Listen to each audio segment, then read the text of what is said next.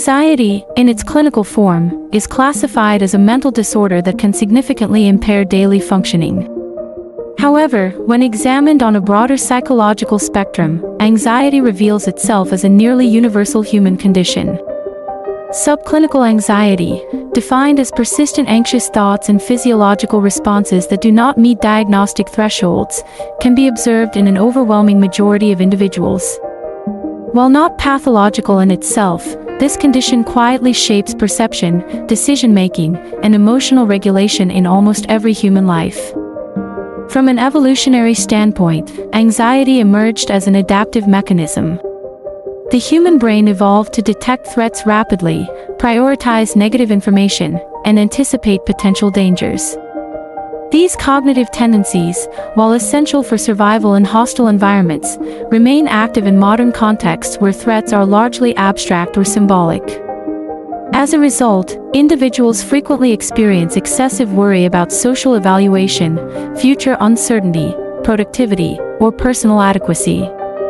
Such concerns, though normalized and socially reinforced, represent core components of subclinical anxiety. One of the defining characteristics of this condition is cognitive hypervigilance, a heightened sensitivity to potential problems, mistakes, or rejection. People often replay past interactions, catastrophize minor setbacks, or mentally rehearse future scenarios in an attempt to maintain control. This constant mental scanning is rarely recognized as a psychological issue because it is so widespread. Yet research in cognitive psychology demonstrates that chronic worry consumes attentional resources, diminishes working memory capacity, and contributes to emotional fatigue. Another pervasive feature is somatic anxiety, which manifests through bodily sensations such as muscle tension, accelerated heartbeat, shallow breathing, or gastrointestinal discomfort.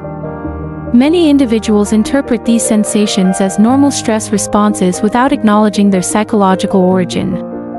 Over time, the body becomes conditioned to remain in a state of low-grade arousal, blurring the boundary between normal functioning and persistent physiological stress.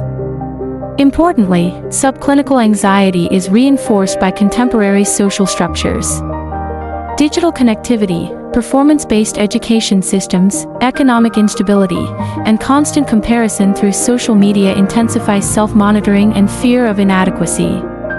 In such an environment, anxious cognition is not only common but often rewarded, as vigilance and over-preparation are mistaken for responsibility or ambition. Despite its prevalence, subclinical anxiety is frequently dismissed because it does not disrupt external functioning. Individuals continue to work, study, and socialize, while internally navigating relentless mental pressure.